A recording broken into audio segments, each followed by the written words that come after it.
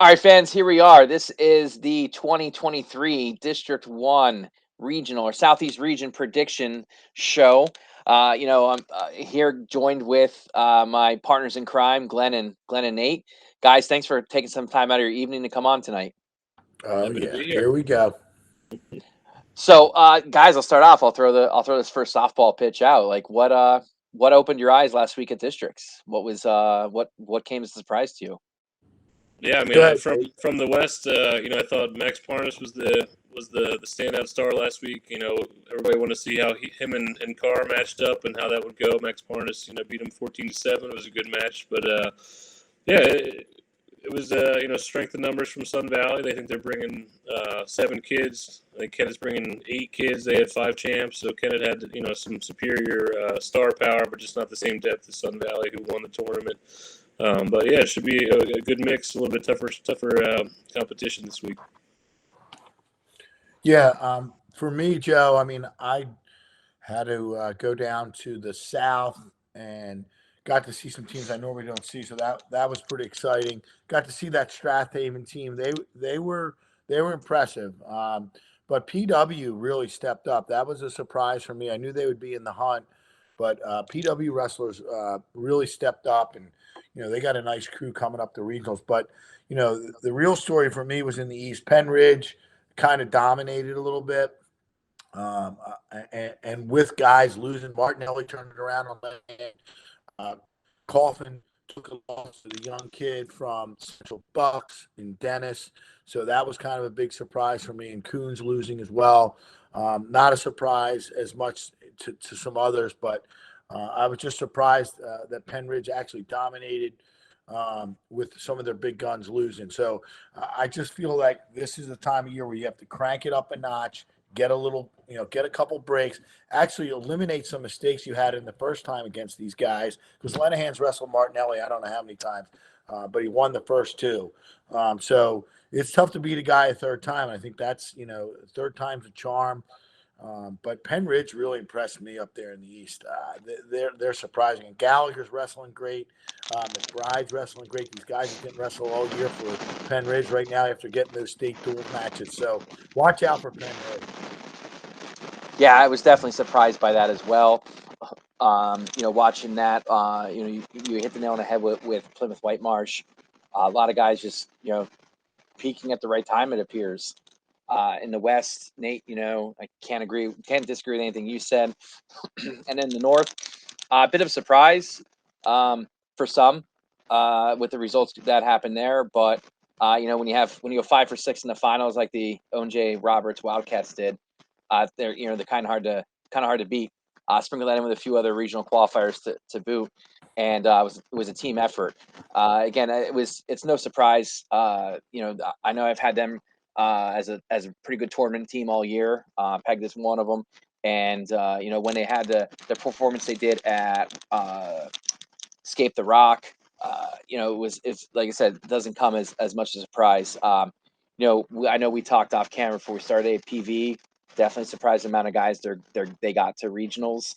Again, just a testament to what they're building there in Greaterford, and again, the usual suspects: Springford, Boyertown, just finding ways to get guys to the regional tournament. So Yeah, and another note. My predictions were really good last week. I predicted.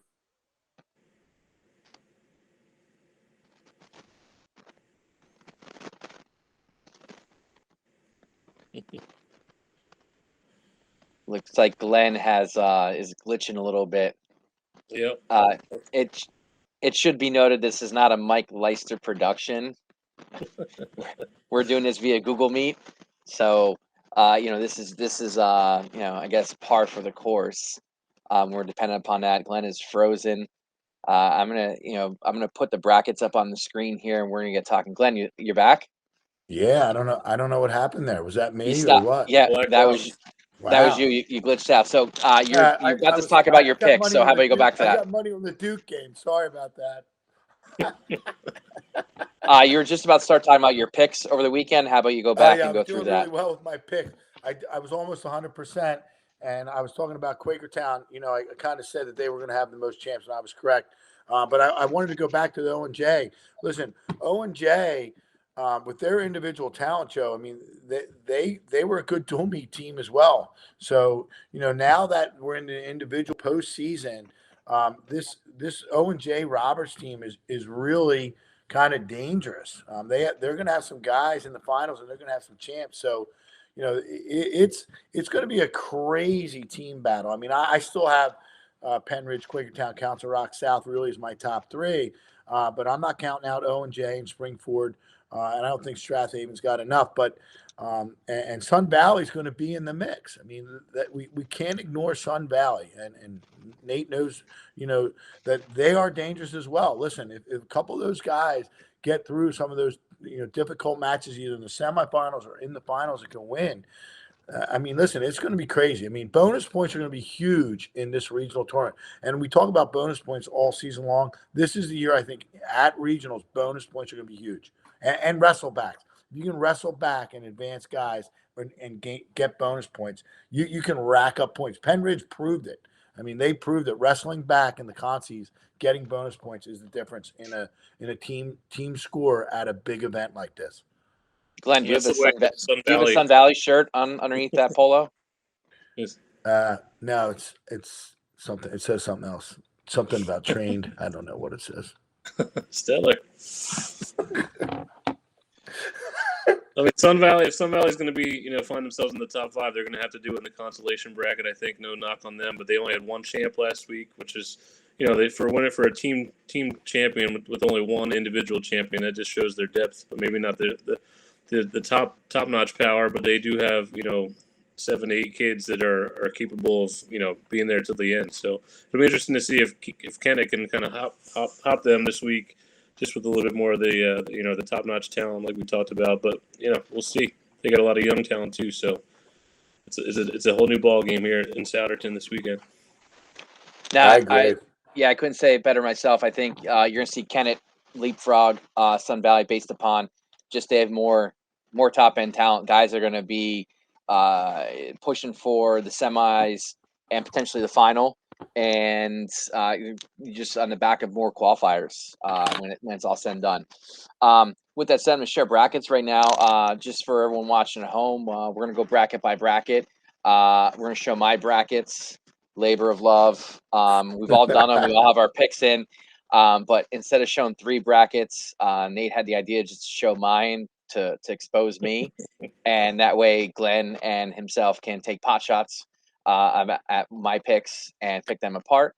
Yeah, but listen, Joe, you should do this by yourself. And, I did it for years by myself. You took a lot of heat from a lot of people.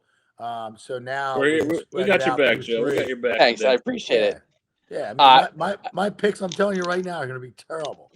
One of the, for those who've been watching for the 8 years we've been doing this, the year 1 was like a terrible storm, and I think my kids played with the microphone, and I never forget like Mike and I meeting in like the rain, exchanging the SID cards.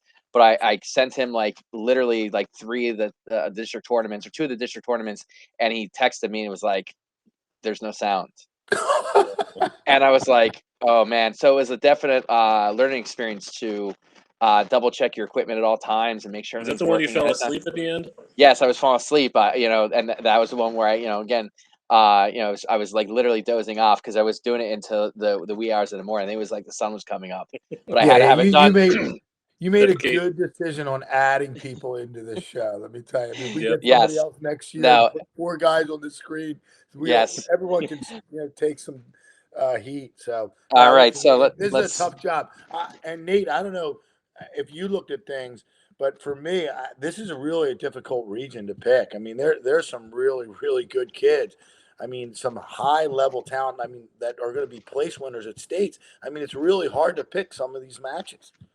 The thing I like about this year, kind of looking back at some of the old brackets, the last 3-4 years, you had 9 returning champs, you had 8 returning champs, you had 8 returning champs, so a lot of the years, you have a lot of seniors, kind of taking over and winning titles at this thing. But this year, I think it's going to be the opposite. I think we're looking at maybe 3 to 5 seniors on the top of the podium and a lot of underclassmen. So that's going to make it really, really exciting to see who's kind of ready to step up. A lot of these guys are going to, making their name for the first time. That we're going to be seeing them for the next 2, 3, 4 years, 3 years. So that's the most intriguing part is there's a lot of young talent.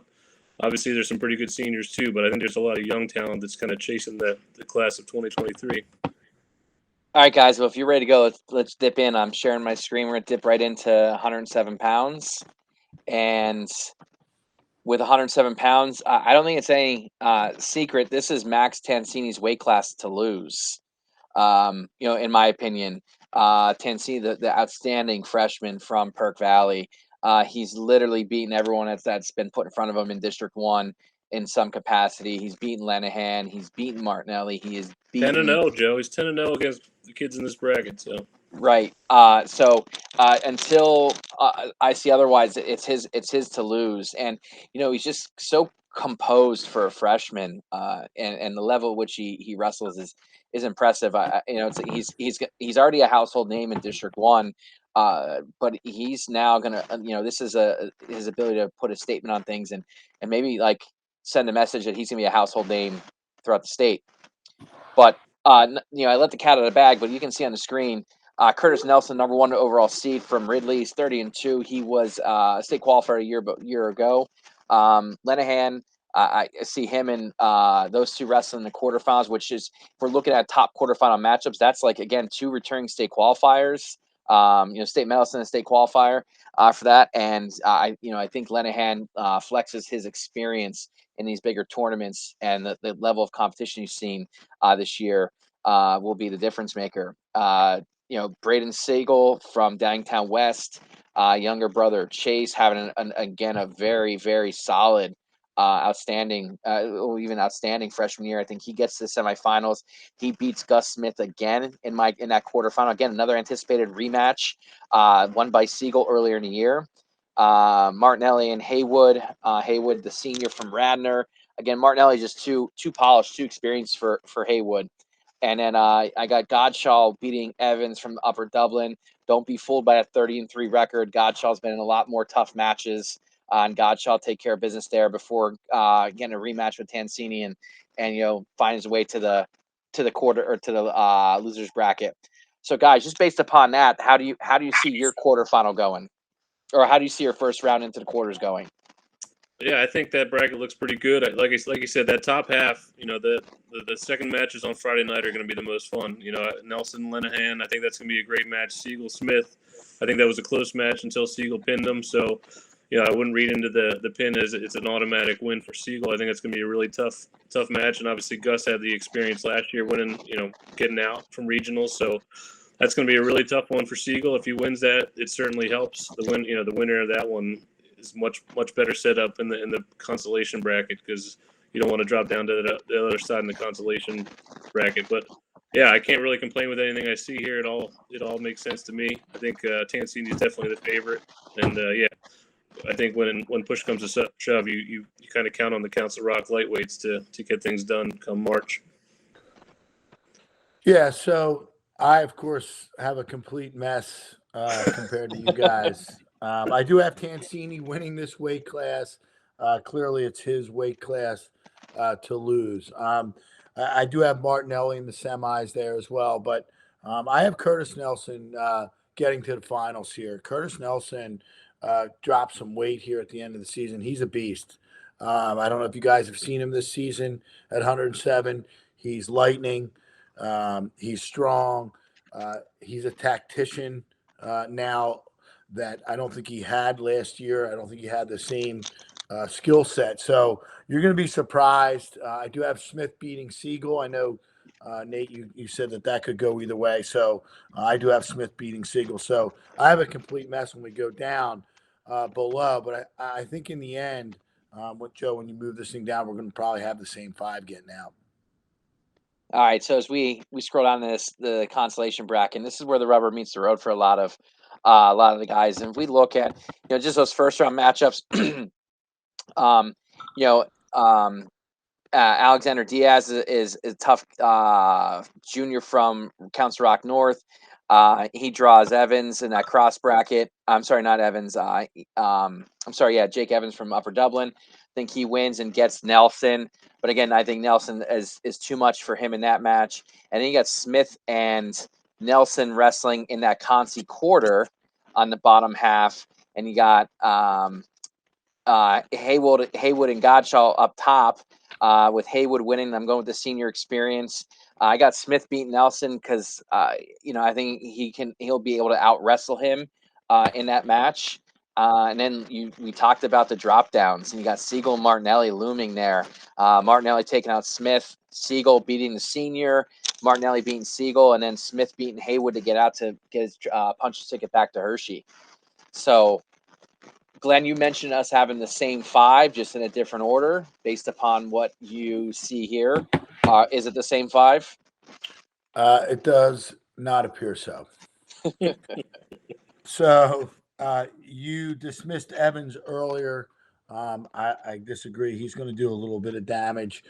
You probably have not seen him, but he's pretty experienced lightweight, and he will create some problems down here in the wrestleback. But nonetheless, because I had Gottschall, losing earlier. But the problem here is Siegel and Lenahan. I have them running into each other with my bracket, and I have Lenahan beating Siegel. Siegel does not get out.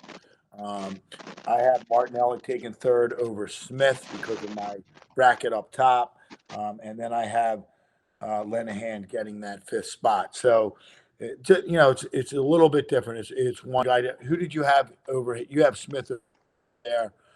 So I just don't have Siegel. I don't know about his schedule. I haven't seen him. That could be, on me for not seeing him wrestle this year. But I just feel like there's some guys in there that are a little bit better than him at this weight. Glenn, you're just saying Jake Evans hasn't beaten a district medalist this season.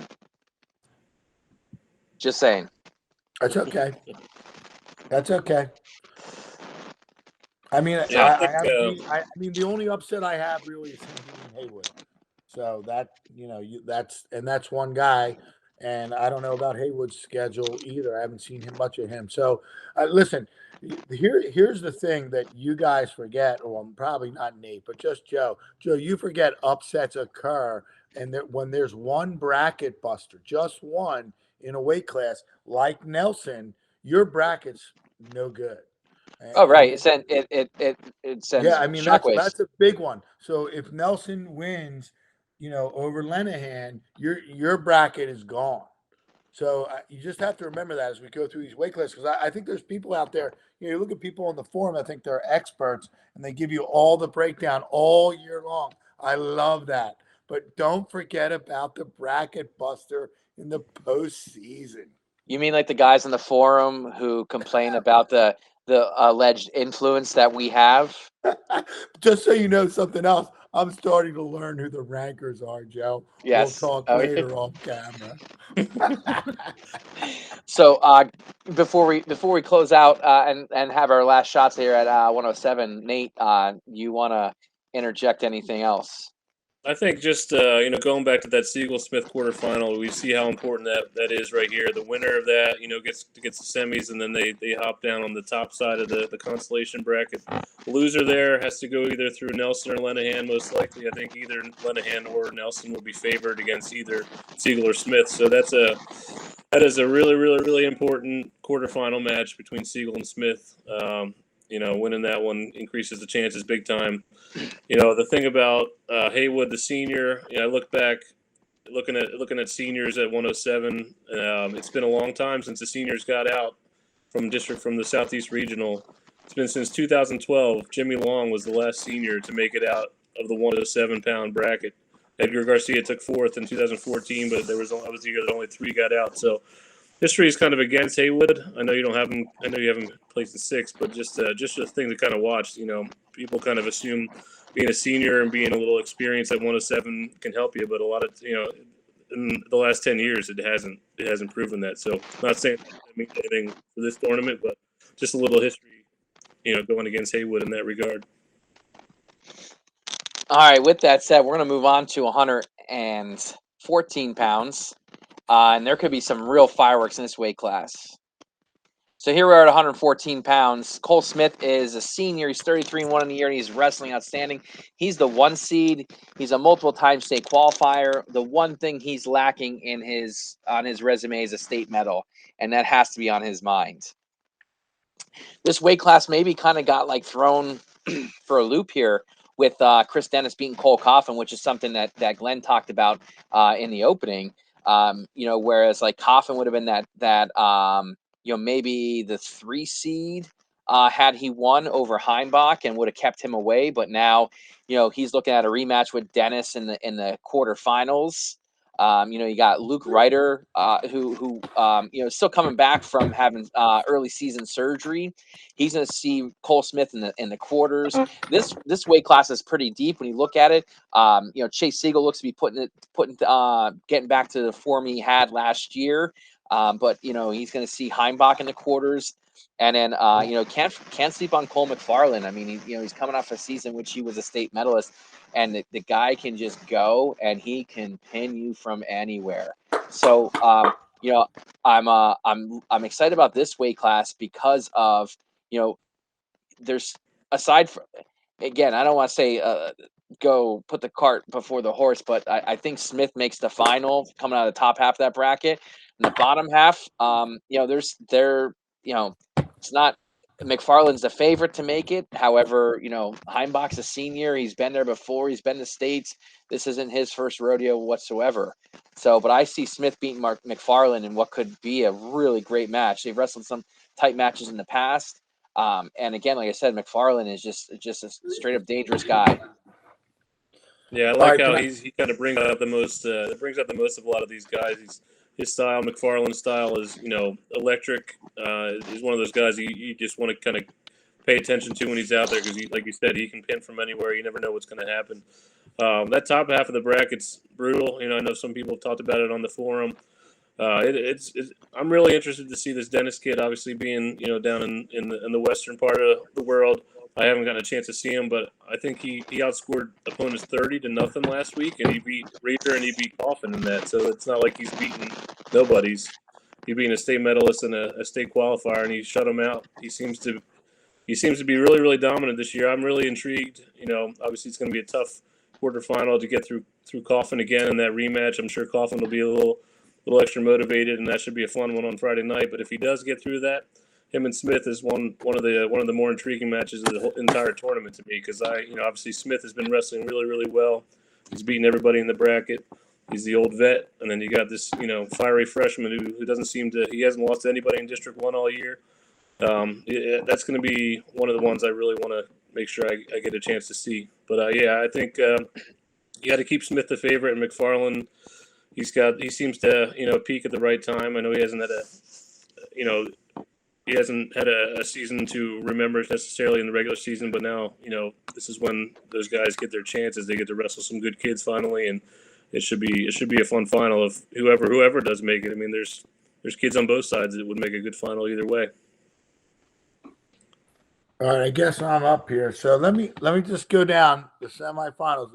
I have Smith, Dennis, Heimbach, McFarland. Oh, I did good.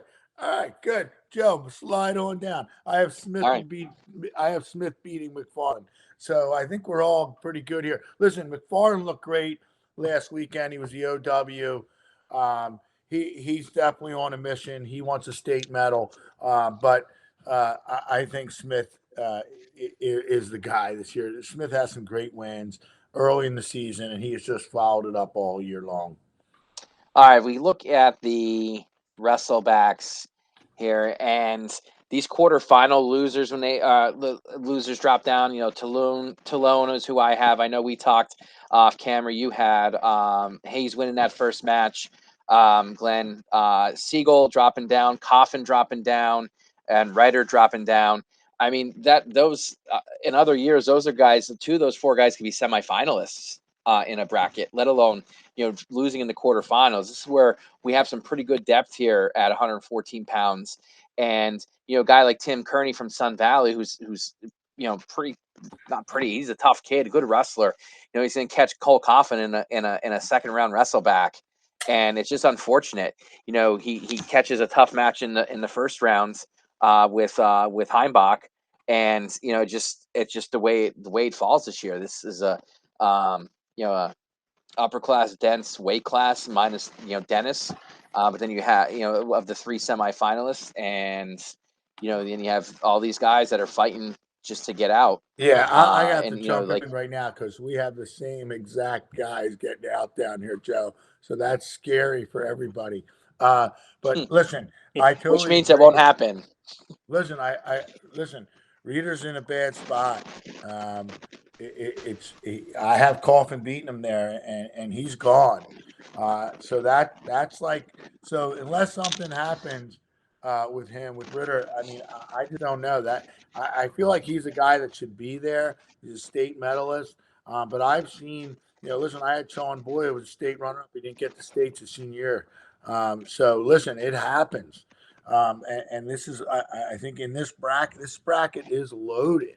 But I have it the same way. I have Dennis and Coffin in that Conti final with Dennis winning again. I mean, a 5-love shutout.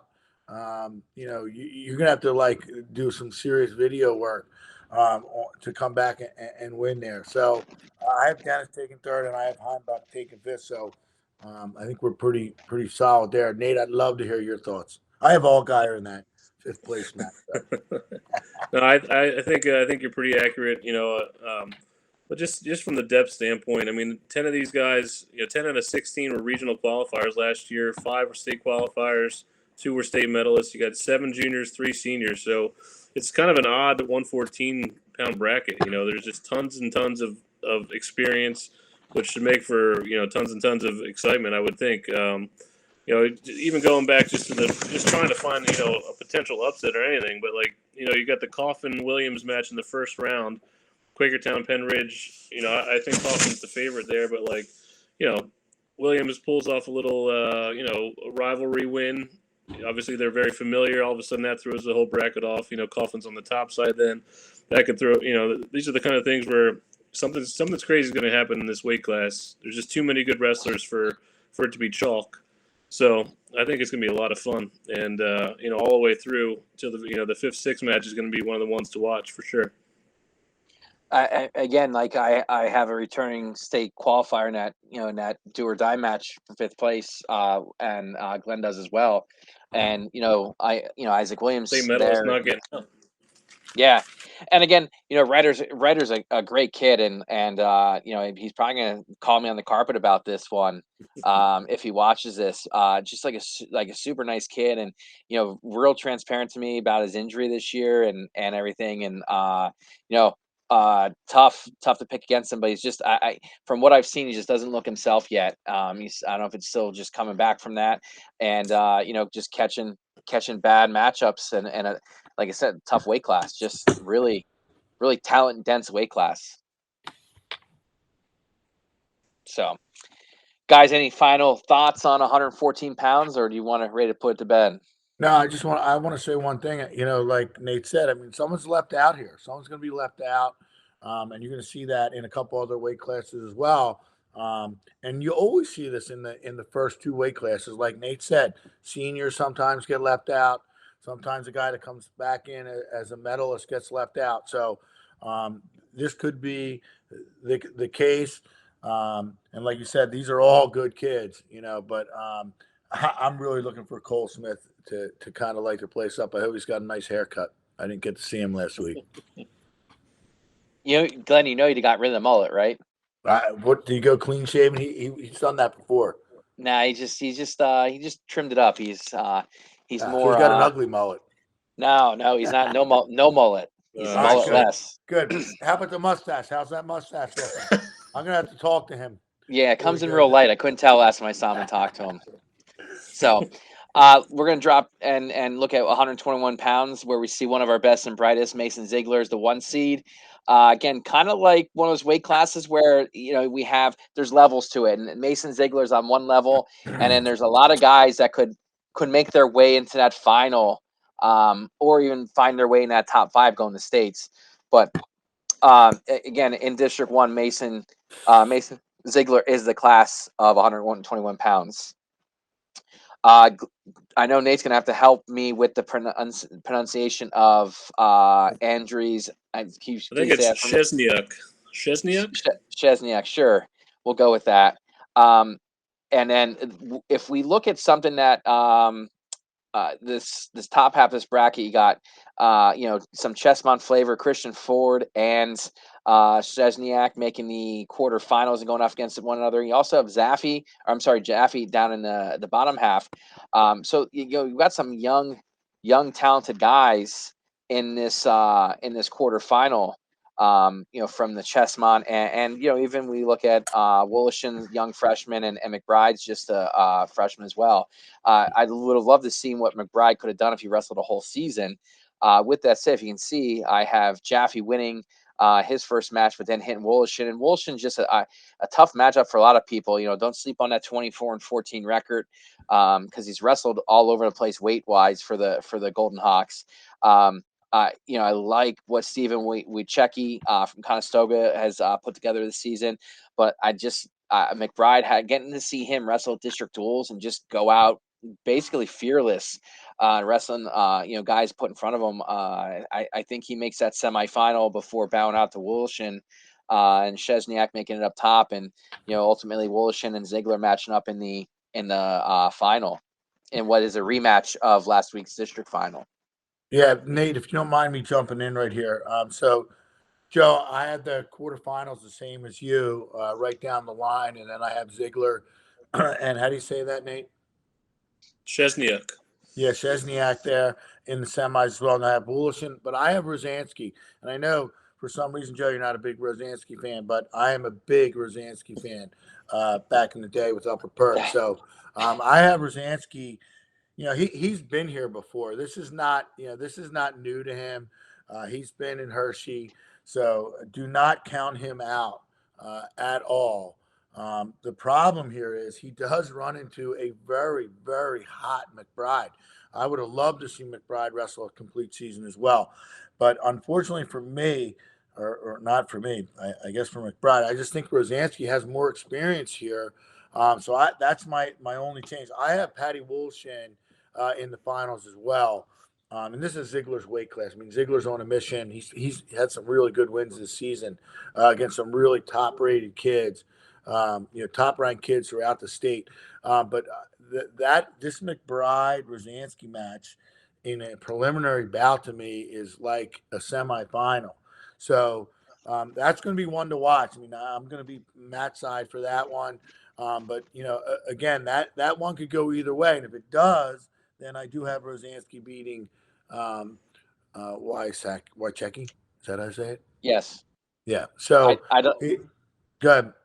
I said I'd like to make 2 points. One, I have that McBride-Rosansky match circle as my possibly one of the top matches, if not the top match in the first round. No question. And your statement about me not liking Rosansky is completely 100% unfounded. It's a O&J Upper Perth thing, I'm sure. So yeah, I love this. Listen, I love it's so hard when we're all kind of representing our leagues, and this is just one. I just think Rosansky has more experience. So that's all. I'm just going on that. I'm not going on name. I'm just going on experience. I think the tougher schedule, piece. With McBride not having the complete season, but McBride is on fire. I mean, I saw him at state duels. He looks like a senior. Yeah, I think that's the most intriguing part about this. We talked about how 114 is so veteran and so experienced. There's obviously Ziegler is the class here. After last year, the heartbreaking loss in the regional final on the last second defensive pin. Obviously, he's been on fire all year. But after him, it's like you could probably come up with a million different pairings. Going down the list. Obviously, Ford beat Szczesniak a couple weeks ago in their dual meet, so that's not a given right there. I know Ford comes in as the third from the West, but they have a little history. They go to the same club, so there's a lot of familiarity. So, I'm sure that'll be close just because they wrestled each other so many times in club. That'll be a tough one for Szczesniak to to get by. But obviously he's been, he placed sixth last year in the region, so he's been there. The Jaffe Woloshin quarterfinal, I think that's going to be one of the ones that I really need to see.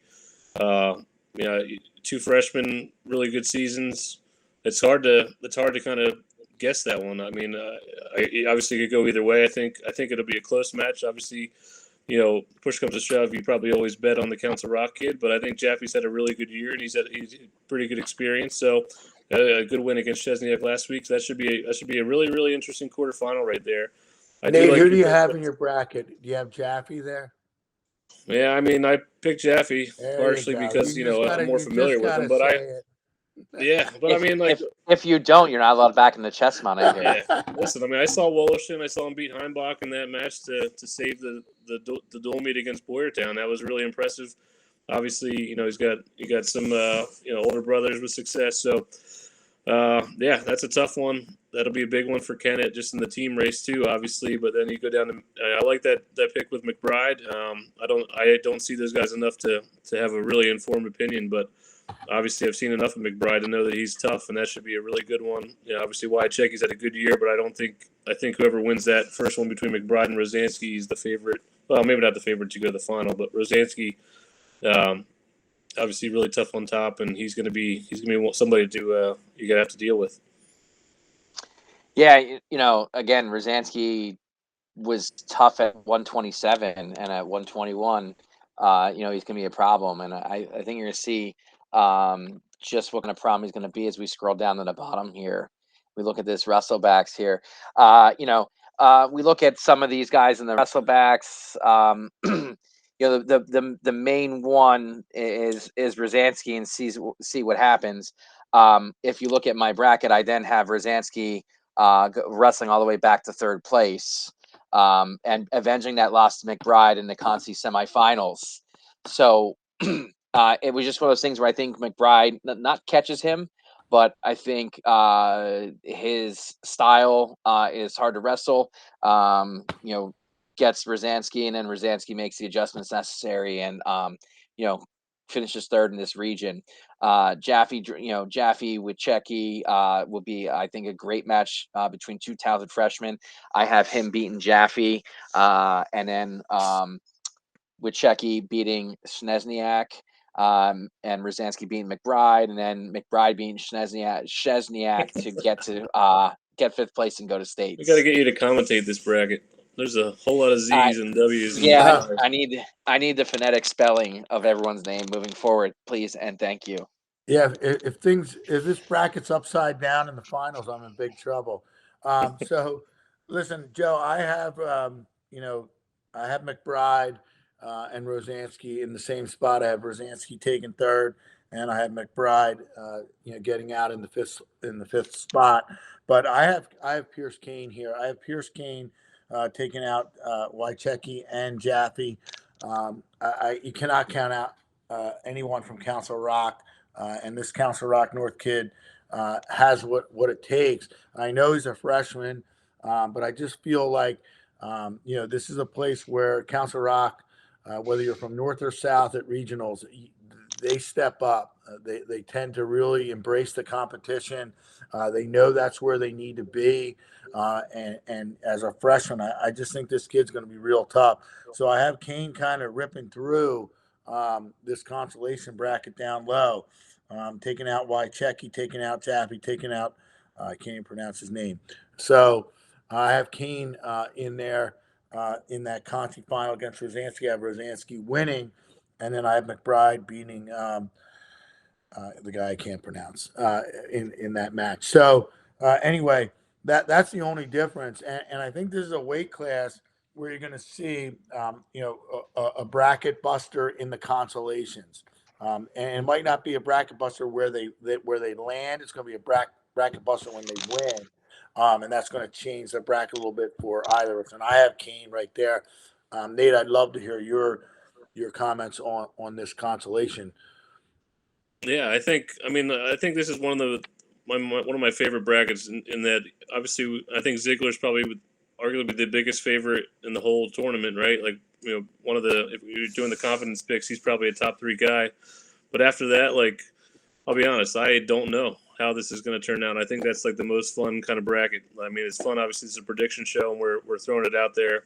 But like, there's a ton of young talent, and not a lot of these guys have gone against each other. So I think it's going to be fun to see how they mesh up. You know, like maybe they've seen each other in junior high and in off-season stuff. But you know, you get a year under your belt in a high school room. We'll see how that kind of translates. You know, your top 5, top 6. I think it's going to be those names that are in the mix for sure. I do think Jaffe makes it to the consolation semifinals, but I do appreciate your Conestoga love. Showing a little bit Chester County love there, Joe. I appreciate that. But yeah, I think Jaffe. Yeah, I mean, even that one, they have not wrestled, so I think Jaffe would win, but maybe he won't because they've never wrestled in high school. So that should be fun. I think it's gonna be an awesome consolation bracket. Yeah, that's a good point you bring up, Nate, about these guys that have not seen each other. I mean, that's a one and done type match down here in the consolation. So that's why some of these bouts in the consolations are way more exciting once you get into the semis. Because I just think some of these matches coming back through at this weight class. They're going to be, they're going to be unfamiliar with one another. You're going to see those first periods go 0-0. Or else you see someone take chances and explode. So these are matches you got to look out for. I mean, if you're a fan, this is a weight class you got to keep an eye on in the consolations. Mm-hmm. All right, we're going to roll into 127 pounds. And again, Nate, you kind of said what we've all thought about when we talk about confidence picks. Aaron Semmett has to be in that probably a top 5. You got to talk about if not top 3. Again, one of the weight classes where we're really top heavy with a really super talented kid, and then we have a lot of just other really hard nosed talented kids in the same weight class. Patrick Kelly. Coming off a year, where he was a regional qualifier. Kind of got bumped in his own lineup last year by a senior. We got Quinn Smith, we got Blake Boyer. There's talent at every turn here too. Sophomore Miles Workentime from Conestoga is enjoying a pretty good sophomore season. Only 2 losses on the year. Suffering a second loss year to Quinn Smith. Can't discount Hunter Delaney enjoying a good sophomore year. So, let's talk. We got, I think the quarters go Semmett, Bott, Kelly, Workentine, Boyer, Delaney. I believe it's Shable and Smith. And then we have a very diverse semifinal with Semmett and Kelly, Boyer and Smith. Ultimately, I think Quinn Smith gets to the regional final, but I'm not crazy enough to pick Quinn Smith over Aaron Semmett. No disrespect, Quinn. Yeah, I think Quinn Smith. He's one of those guys that just seems to wrestle his best come the postseason. Looking back at some of his results, as a freshman, losing to Findora 4-0, kept it really close last year against Hershey. Gave him all he could until kind of a wild pin at the end there, but he was right there in the mix. He always seems to kind of peak at the right time. I know he got pinned by Delaney earlier in the year, and that kind of maybe scared some people away per se. But I think right now he's probably at his best. I'm really intrigued to see him and Boyer go at it. Obviously, Boyer, one of the better freshmen in District 1. He's going to have a tough task just with the experience factor going against Smith. Obviously, Boyer has been through a lot of battles in the youth stuff, but obviously you got a tough one through against Delaney, having wrestled him a few times this year. So it's hard to beat the same kid over and over again. So I think we should talk about it now, if it's going to come up again. A lot of complaints and suggestions for future seeding practices here in District 1 because of the amount of matchups either in the first round or the quarterfinals from last week in the medal matches. And you look at here, we got a quarterfinal Boyer. If it goes the way we I think we all have it, will be Boyer and Hunter Delaney in the quarterfinals, and that's a rematch from the district final last week. So, my 2 cents on the seeding process is this is, is there a better way? Maybe, but this is based upon what you've done, and it's your prestige points and everything, and I know some people made comments about freshmen not being able to come in with any prestige points. I mean, like, I'll use Hunter Delaney as an example. He didn't wrestle in the postseason last year. Like, it is what it is. Like, sometimes you don't get that opportunity, and you got to make the most of the opportunity that you do have. So I'm sure people disagree with that statement, but the Yeah, I mean, reality is, I do. I yeah. disagree. It took us a long, long time, Joe, to seed this tournament. So, that's going to happen. And if you look at the brackets, it does happen more than one time. So, I just feel like we worked really hard. I mean, obviously, Mike has been a big part of that, but Tom Vivacqua and I back in the day fought for regional seating for a long time. We were the ones that actually fought for Well, prestige Glenn, points. I agree with the regional seating is what I was Yeah, saying. no, I know, but you're going to see these matchups. You can't separate out. Listen, they don't do it Oh at yeah. states. They really, they say they do it at states, but sometimes they don't. So I just feel like, this is a stacked weight class. I mean, the best part about it is I have the same four in the semis. I have Cement, Kelly, Boyer, and Smith, and I have Smith in the finals against Cement and Cement winning. I just feel Quinn Smith, like Nate said, he's a guy that is just battle tested, and Springford is just primed for the postseason. So that looks good. So when we go down low in this consolation bracket, I think we're going to see probably we're going to disagree a little bit. And again, some of these quarterfinal matches. I mean, for me, some of the quarterfinal matches were a lot easier than I ever seen because I just felt like the top four guys in this weight class are pretty clear. Nate, you pretty much had it the same way, correct? Yeah, I mean, I think Boyer has a good shot. Well, I mean, I don't know how good. I think Boyer has a shot to beat Smith, but I mean, other than that, I think Cement is for sure the finalist on the top side. But Boyer Smith is one of those semis that I think will be a good one. But yeah, I mean, maybe Smith's a little favored just with the experience. All right, Joe, So go ahead.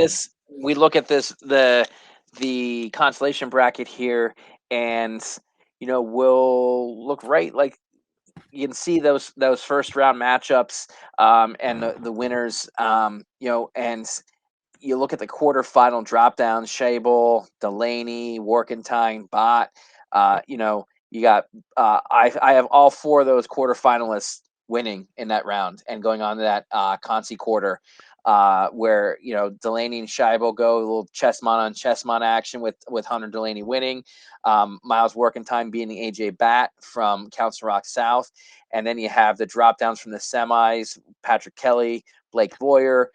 Delaney and Kelly. I got Patrick Kelly winning that one, and I got Workentine with the upset over Boyer to set up Delaney Boyer 3 in third time in 2 weeks, and Boyer getting a clean sweep. All right, I better jump in here before Nate clears everything up here. All right, so I have Kelly taking third, but I have Boyer in this consolation final, Joe. I just feel like Boyer, Nate talked about how good Boyer is, and he could possibly beat Smith. So I do have Boyer in that consolation final with Kelly winning. I think just Kelly's on a mission after missing out last year. And then I have Delaney and Workentine down there in that fifth place bout, and I have Delaney winning. I just think Delaney, is going to pull this one out. I don't know why, but you have it a little bit different. So I just have working team being the guy left out here. But this is a solid consolation bracket. It's another, it's a whole nother tournament down here, Joe. Once those guys get in the finals after they win their semis, this is a new battle down here, new bracket. So I just have a little bit different, and I have Delaney over Workentine. So I have Workentine out. Yeah, John Boyer is going to be coming for you, Joe. Just to warn you. But no, I think whoever loses the Boyer Smith match, I think, is the favorite in the consolation final. Obviously, Kelly will be someone to tangle with. I think he'll be the other guy in the third, fourth match. Workentine and Delaney, that should be a good one. A couple sophomores. Just to think, what this bracket could have looked like if Sheridan stayed down and Staten stayed down. So, I mean, this bracket could have been mayhem. It's still pretty deep, but certainly opened up a little bit with some of those guys going up to 33 and kind of opening up a couple spots for these sophomores to make a move. And I think someone's going to take advantage. And don't forget, Rosansky went down. Exactly. There was 3 guys that kind of vacated this weight class and left. Didn't leave it for the pickings by any sense of imagination, but left a lot of spots to Hershey. More attainable. Yep. So That's the other thing. Cement. Obviously, the heavy favorite. Council Rock North had a regional champ 5 straight years, so looking to keep that streak going. And Kennett's never had a freshman state qualifier, so that's another thing for Boyer to to capitalize on if he gets that chance. At least in the 3A tournament. I don't know about when they were AA, but. All right, folks. So that's what we got at 127 pounds. All right, everyone. We're bringing now the 133-pound bracket, and this is one, guys. Where we've talked, and this is one that has some parity to it. There's 2 guys that sit atop at one level, and there's a bunch of guys underneath that have the motor to maybe bring a cause an upset somewhere in this bracket and blow it up. But if we take a look here, the first round, I think our first round is going to be pretty much similar. If I have to venture to guess anything, I think where it gets a little where we might have some differences when it comes to that quarterfinal round. I like Sheridan and Whittington, Strickland, Brillhart, Staten, Nafshi, Langle, and Cortez to make the quarters. The semifinals being Sheridan versus Brillhart. I'm really excited about that Brillhart-Strickland match in the second round. Both guys can just go. They didn't get a chance to meet up in the dual meet at District Duels, I don't believe. But it's one of those ones that you'd want to see happen because there's 2 guys that can put points on the board and wrestle hard, wrestle through all positions. So I'm really pumped for that one. And the winner for winning they get Sheridan in the semifinals. I think Staten beats Nafshi from Harriton, and then Cortez makes it with Cortez and Sheridan squaring off in the finals and a rematch from last year's regional final. And I believe Cortez gets the best of them again. So, guys, how do you see this? How do you see this top half panning out? Yeah, I have to jump in here and let Nate. You have to finish this off because I think you're more knowledgeable here with this weight class and bracket. So, I have it very similar. I do not have Brillhart getting by Strickland. That's my only change here up top. So when we get down, of course, I'll be a little screwed up. But at the same time, Cortez, can he validate that from last year? I mean, that was an exciting pinfall at the end of the match. I believe it was a defensive fall. Am I correct? Yeah, that was against Ziegler. He faced Sheridan. Yeah, it was. I mean, it was amazing. It was just so. I think he has to validate that this year with the regional championship, and I think he's going to do that over Sheridan. I know Sheridan here. I mean, he made a weight change. Sheridan, correct? He actually went up. Yes. Yeah. So I mean, this is one situation where the bracket busters, could be out there throughout the bracket, but. Sheridan being the number 1 seed here and going up against Cortez in a potential final at the Southeastern region at 133 is big. So I have Cortez over Sheridan. I have a little bit different. I have Nafshi getting, I don't know, Nafash. I don't know how you say that. Again, I'm screwing everybody's names up. Nafshi from Harriton getting by Staten from Soderton. I mean, Nafshi he was on fire last week.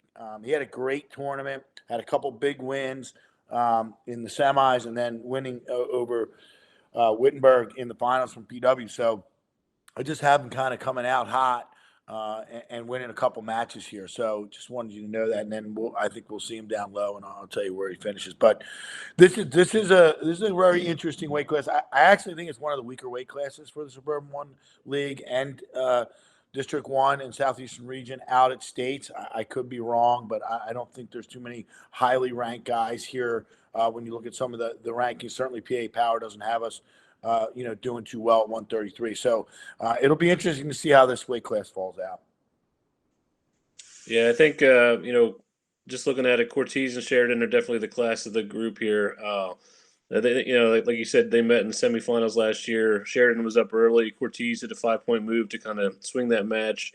He was kind of the cardiac kid last year, coming back from behind to beat Sheridan, and obviously that amazing defensive pin against Ziggler. So, he lacks in maybe like the technical side. He's certainly a good technical wrestler, but he just has a motor. He can go all 6 minutes. He seems to be gritty. He's a gamer.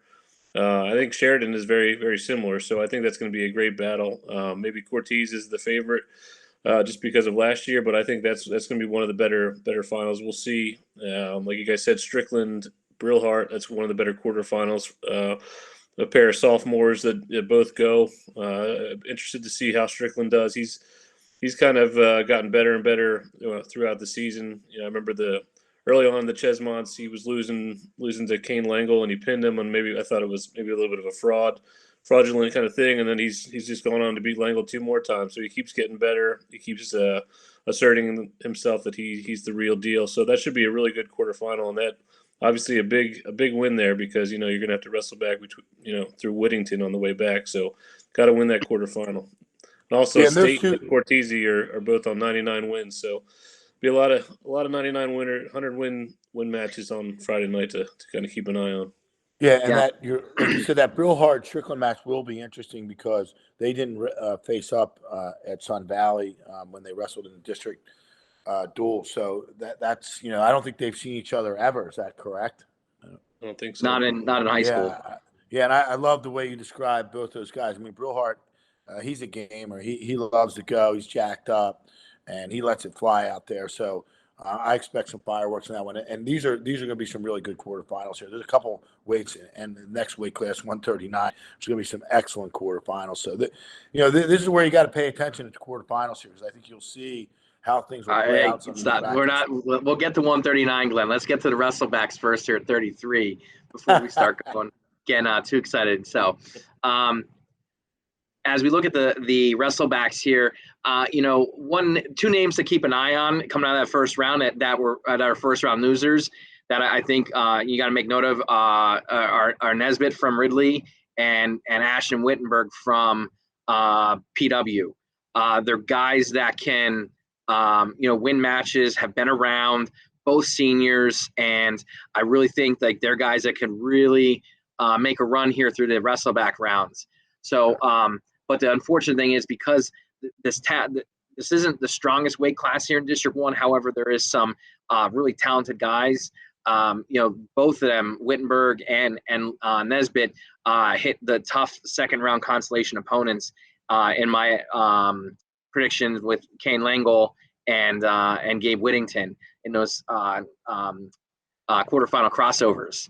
But then I have, if you look, Langle, Nafshi, Strickland, and Whittington all winning after losing and dropping down to the wrestlebacks. This is where it gets a little interesting.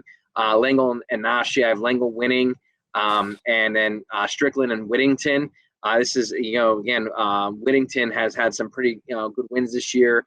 Has put together a pretty good record. I think he beat Strickland and then goes on to beat Staten and Brillhart to finish third.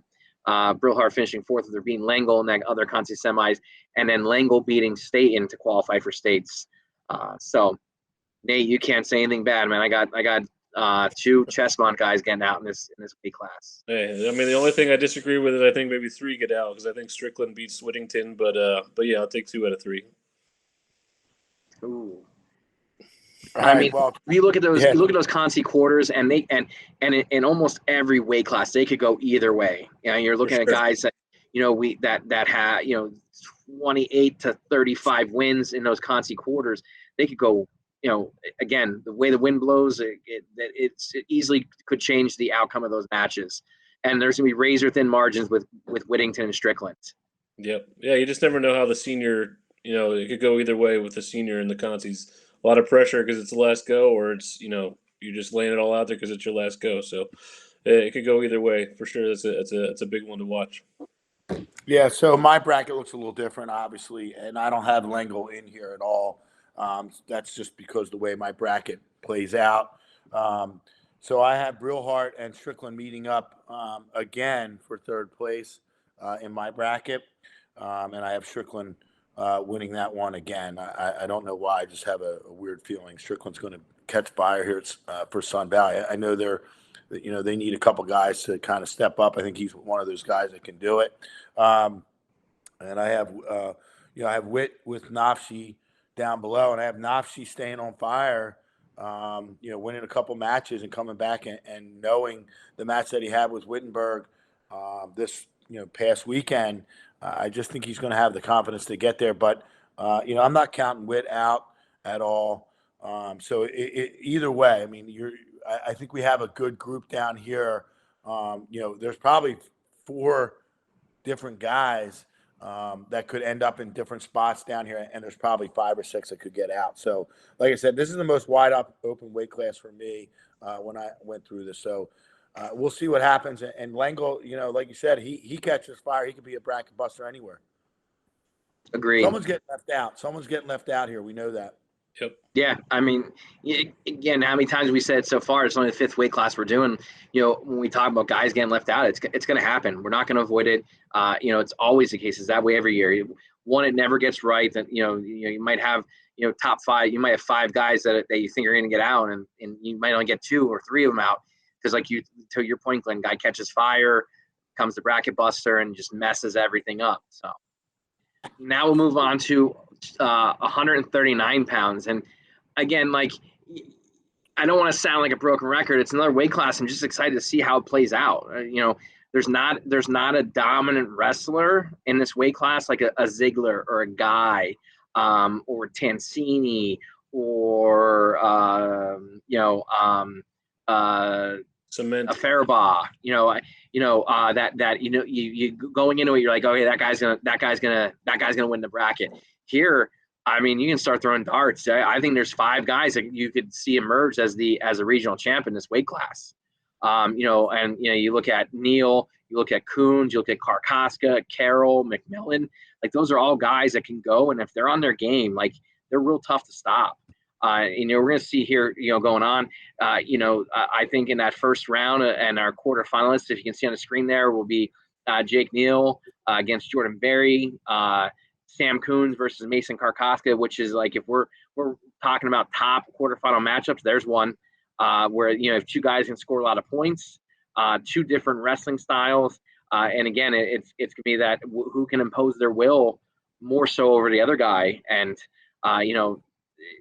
Coons, he's looked vulnerable recently, taking some losses he probably wouldn't normally take. So that's a match that you don't know which Coons is going to show up.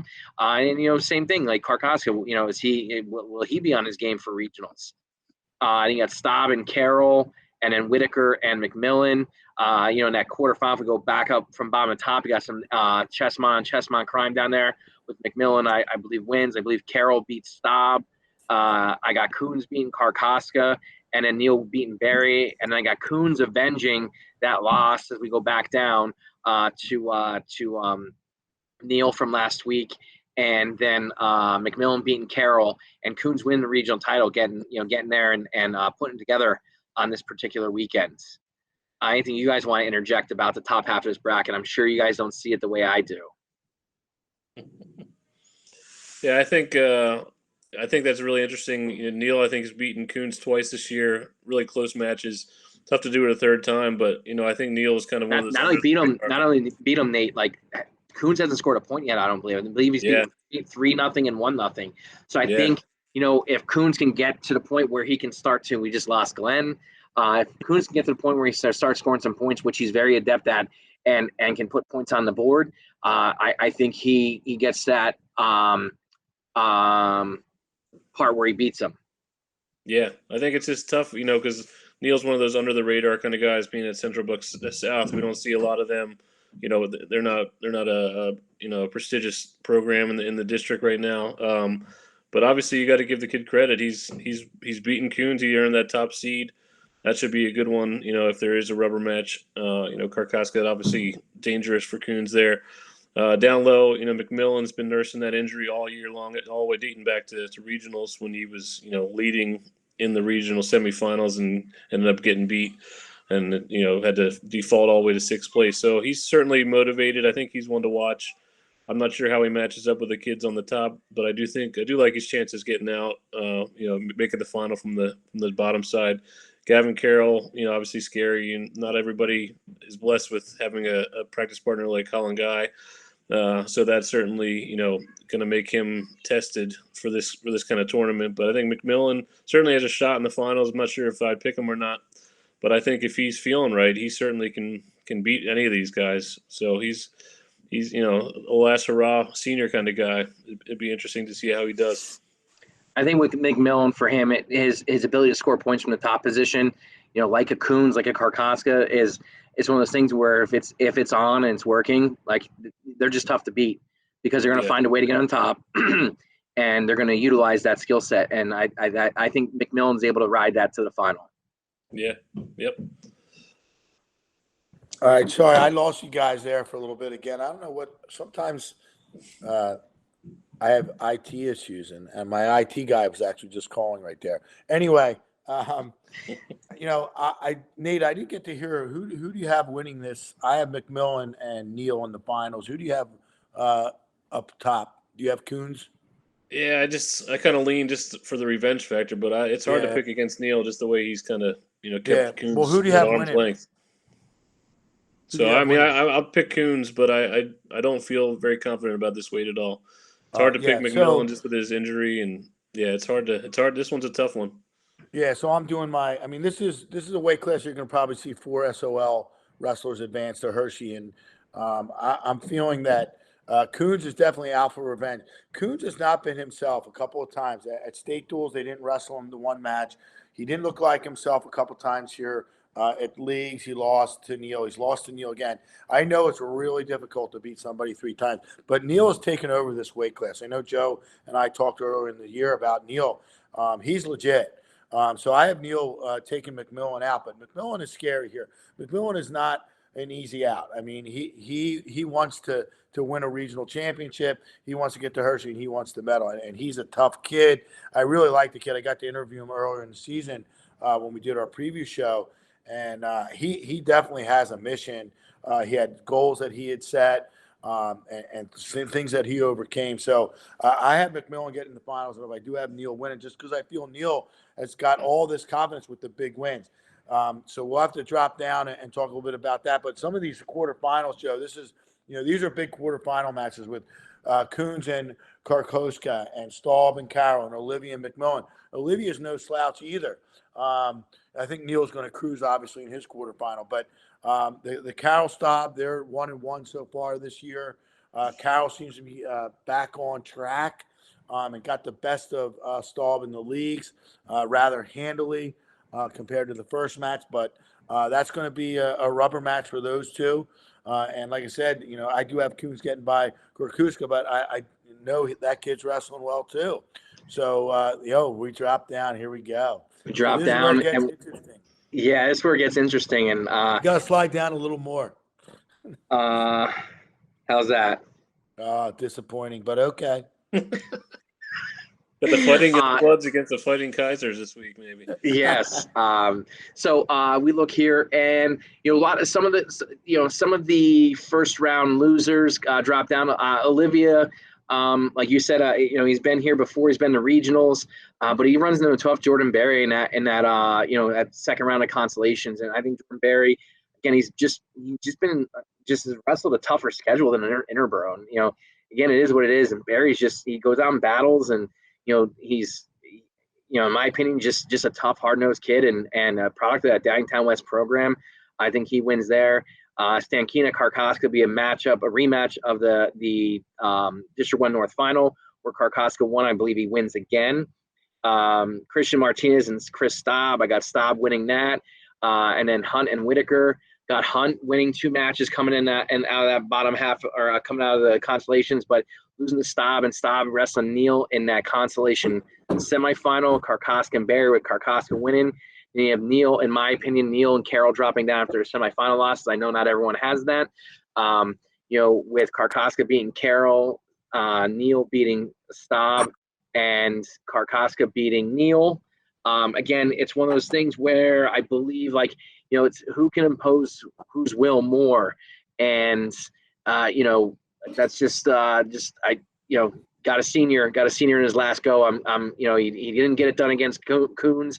I think it sets him onto a mission to not lose again over the weekend. And then Carroll beating Staub for 5th place. Sorry, Glenn, giving Quakertown another qualifier to round out the top 5.